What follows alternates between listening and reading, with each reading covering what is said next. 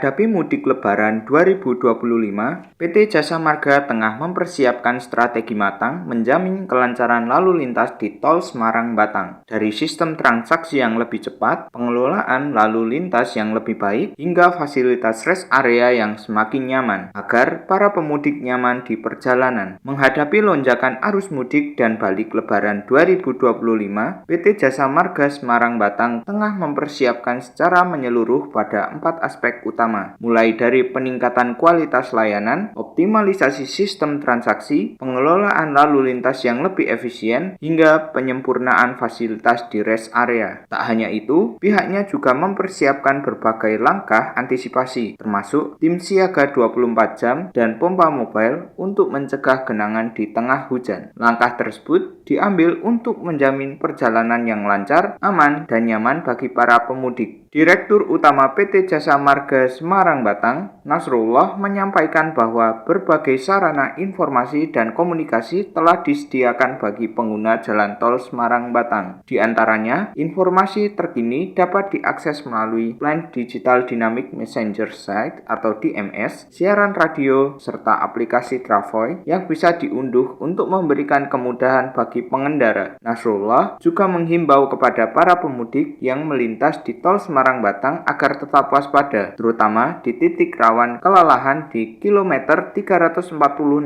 Khususnya, pemudik dari Jakarta menuju Semarang berpotensi mengalami kelelahan di ruas tersebut, sehingga penting untuk mengutamakan keselamatan. Ia juga menganjurkan kepada para pemudik yang mulai merasa kelelahan untuk segera beristirahat di 4 rest area terdekat. Hal tersebut dilakukan agar menghindari resiko kecelakaan akibat kelelahan. 4 rest area di Tol Semarang-Batang yang dimaksud yakni titik kilometer 379 ruas Semarang, kilometer 391, kilometer 398, dan kilometer 360. Pihaknya juga mengklaim akan merampungkan pekerjaan pemeliharaan jalan tol tepat H-15 Lebaran. Artinya, ketika puncak mudik, para pengendara dari arah Jakarta ke Semarang dapat melintasi jalan tol dengan aman dan nyaman.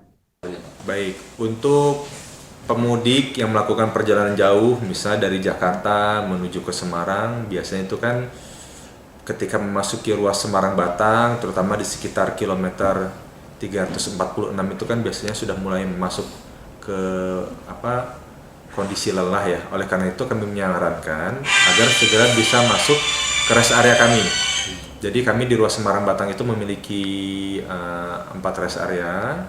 Jadi ada di kilometer 379 ya, yang jalan menuju Semarang, kemudian di kilometer 391.